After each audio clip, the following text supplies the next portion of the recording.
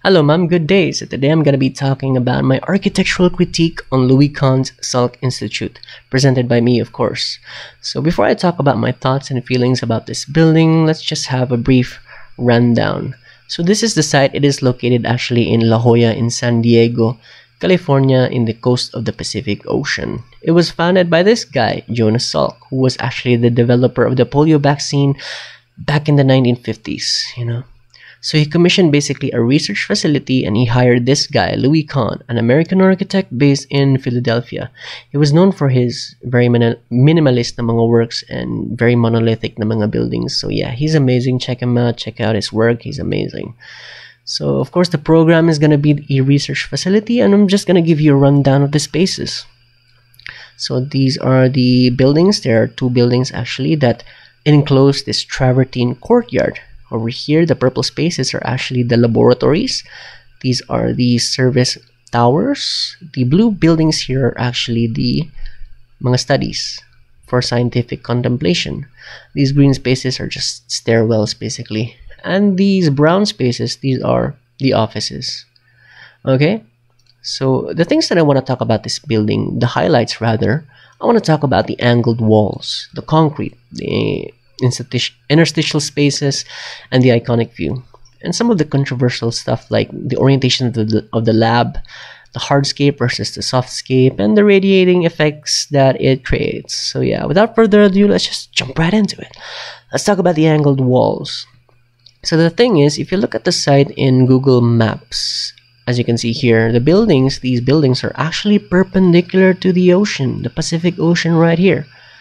So a problem is going to arise from that. What's going to happen is the spaces here in the back, the spaces even in the sides, they're not going to have a view to the ocean. They can't view the ocean, and they're not going to capture some natural ventilation. So how did Salk solve that? Kahn. How did Kahn solve the problem? Simple. There's nothing genius, but it's actually clever. It's so simple that it's clever. Yan ang gi-angle ang mga walls. So what this does is it actually permits a view into the ocean. So as you can see here in the floor plan, if i-angle na yung walls, you clear any obstruction from obstructing you from seeing the ocean. Because imagine na if straight lang na siya. Diba, lisod kayo view yung ocean, kailangan pa ka mag-inana, kailangan ka mag-stick sa imong head out the window so you can see the ocean, diba? Imagine if squares na siya, mga little extensions here. So the squares are actually just gonna block your line of vision. So by simply angling them, creating these triangles, the mga extrusions, ano ka simple, makita na nimong views. Ano ka simple. It's nothing really genius. Again, but it's so simple that it's clever, and I just admire that. Anyways, let's talk about the concrete. So a funny story is, the reason why I actually wanted to critique this building is because first impressions kinako marag easy rin ni siya i-critique by honestly my first impressions it's ugly, it's boring. Look at this building, there's no life, there's no people, all I can see is heat. And look at these concrete walls, they look so dirty, they look so unfinished. Come on, man, can you please paint them? Can you please plaster them? Can you please grind them? But no, eventually, the more that I research about this building, the more that I learn about it, I don't know, na-understand na gina ako the beauty behind it. Na-understand na gina ako the detail and the thought and the story behind the concrete actually. So, ang nahitabo here is actually confusing guy. Anyways, Kahn wanted to create a structure that is open, so that it can he wanted to create an open structure so that it can promote collaboration amongst scientists, diba? So to do so, he wanted to create open, columnless na mga spaces. So to do so, he wanted the walls to actually serve as the structural elements of the building.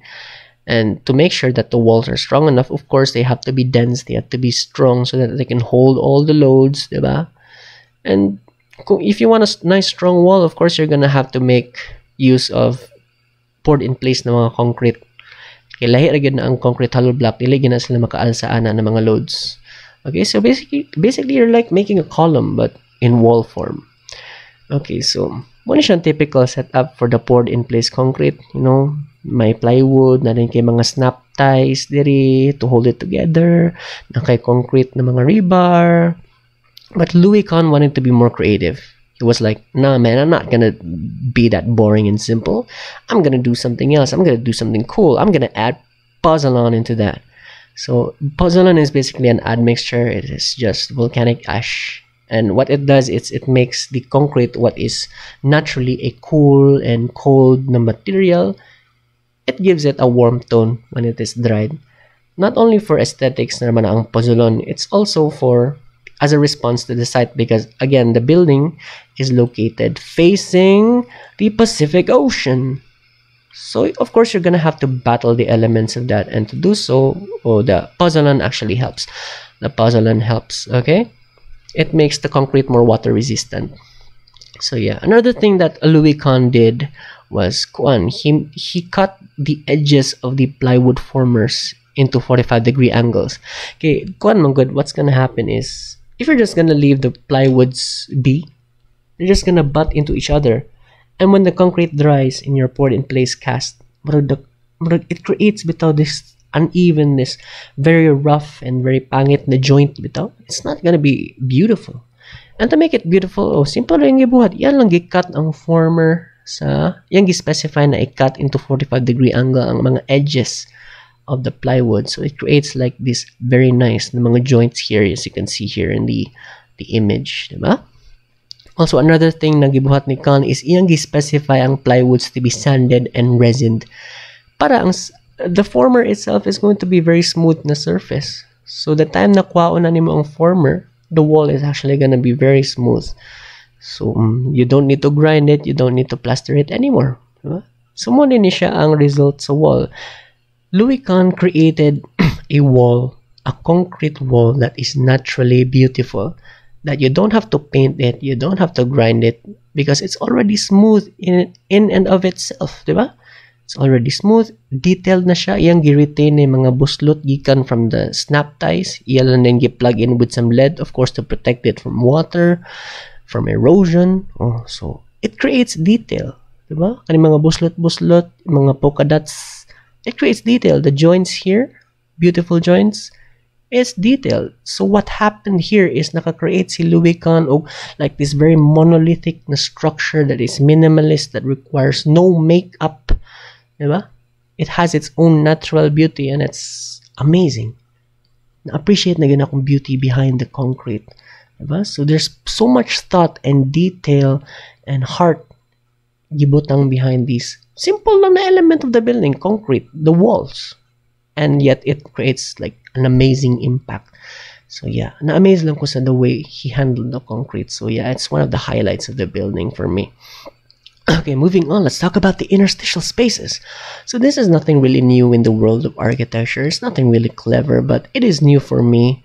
And consider lang na ako as like one of the highlights of the building, because amazing lang yapon siya for me. Diba? Because, okay, the laboratory spaces, eventually that's going to facilitate more and more people, diba? It's going to be hiring more researchers in the future. So of course, in the future, you have to expand your building, you have to reconfigure your building. Also, lisod kayo na. If na kay mga service na mga spaces na naades mga kilid-kilid, mag-expand pa ka, diba? Lisod. Ako usually, kung mag-design ko mga buildings, mga service spaces na ako, mga mechanical, mga HVAC, mga bells, electrical rooms, butang na ako na sila sa kilid para matago. But no, what Louis Kahn did here is he actually dedicated an entire story, full height story, for services. So nandiya tanan imong mga HVAC, imong electrical, in what you call the interstitial spaces, diba? So when the time comes when you need to reconfigure your building, you need to expand, you need to reconfigure. So these interstitial spaces actually create or actually help make the building more flexible, expandable, really. Diba? So amazing kaya, amazing. That's just one of the highlights. And to support all those service spaces, of course, you need some heavy-duty engineering for that. And so what he did was create sila ning Verandale trusses. Diba? These trusses actually support the entire interstitial space, these entire floors. Diba? Nya, as you can notice here sa side, ang mga columns, kay mga dagko, kay mga thick, kay na sila. Para ang mga laboratory spaces here in between, naka-sandwich between the interstitial spaces, they're open. Diba? Open plan, and it promotes collaboration amongst the scientists. So, amazing lang, that's one of the highlights of the buildings for me. Okay, moving on, let's move on to the iconic view. The iconic view. Okay, so medyo akong drawing naruin niya ang view, so let's just refer to this photo here. So if you take a look at all the buildings here, the studies here, and the the travertine courtyard, they all culminate together to create this very iconic view. All of these elements here actually lead the eye towards the ocean right here. So muna siya kung i-illustrate dire.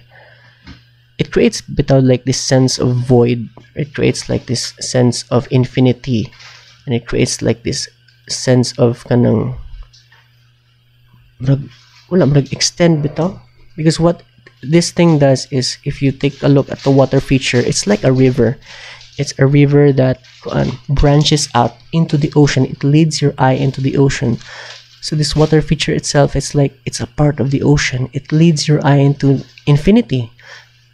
Amazing pud kay pagka-perspective ani, because if tanaw nimo ang edge of the courtyard, nakakutob ra gyud siya sa horizon line, diba, of the perspective. So all you see is the sky, the ocean, and this water feature that connects you to this sky and this ocean. So this water feature connects you to like this infinite space, this void.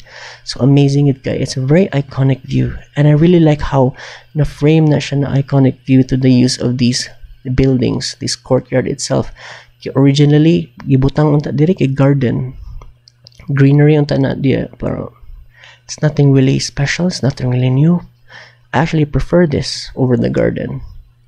Okay, so amazing, na-amazing lang ko sa iconic view na gi-create ni Khan diri. Okay, anyways, aside from all these beautiful things that the building exhibits, of course there's going to be flaws. Like, gusto na ko i-point out the flaws here in terms of the orientation of the lab. Remember that the lab is going to be the most important space. It's going to be the most active space. It's going to facilitate most of the people. Diba? So important yun kaya naman naturally ventilated na siya na space. But what happened here is, no, nakasandwich siya. These buildings are actually surrounded by these support structures, like these stairways, these enclosed stairways over here, the studies over here, and the office tower over here. So these buildings actually serve as wind barriers that are going to prevent sea breeze from coming into these spaces. So sayangan kay ko sa opportunity, imbis clear na unta kay ni siya kaning mountain, naka-concave na siya. If you look at Google Maps, these mountains, these trees here, dili siya maka-obstruct sa sea breeze from coming into here. Kaya naka-sunk in deep na siya. So sayangan ko sa opportunity, imbis na clean, na clear, no wind barriers, naghimo na noon si Louis Kahn og wind barriers, artificial wind barriers that's going to block wind from coming into or naturally ventilating the lab spaces. So I guess ma-make use yun niya mga HVAC na nakabutang siyang interstitial spaces, no? So yeah, pero sayangan lang yun ko na naturally ventilate unta ni mga lab spaces, you know? Another problem pa ako na point out is, of course, I'm all into the view. I love the view. I love the concept of these masses framing the iconic view like this infinite void. But of course, there's going to be a problem that's going to arise from that. So essentially what's going to happen here is that you have these three big masses of hardscape. You have the buildings here, you have the buildings here, and you have the travertine courtyard here. So as you can notice, na benches dire. So I cannot imagine myself sitting in these benches and chilling there for like hours. No, I cannot stay there. This space is going to be hot. It's going to be radiating a lot of heat. But there's going to be heat that's going to be bouncing off from one another from these concrete walls. Diba? It's going to bounce here and it's going to bounce into the travertine courtyard. So init ka, there's no shading in this space, there's nothing. there's a lot of heat radiating from this space. So yeah, medyo na-compromise ang thermal comfort in this space right here. So yeah. Anyways, that's all the points that I just want to talk about the building. Overall, the building is amazing. It's a work of art. It's a work of architecture done by none other than the amazing Louis Kahn, and I'm very happy and I'm very proud and I'm actually very lucky to study this building. I learned so much and I learned a lot. This building is really good when it comes to utilizing its site. It's really good when it comes to storytelling and how it created this iconic view. Mao gini siyang highlight for the building, the best feature of the building for me. That's why yung cover page yun ako, okay, amazing kayo. So anyways, those are my thoughts and my feelings about the Salk Institute. Thank you so much for listening and goodbye.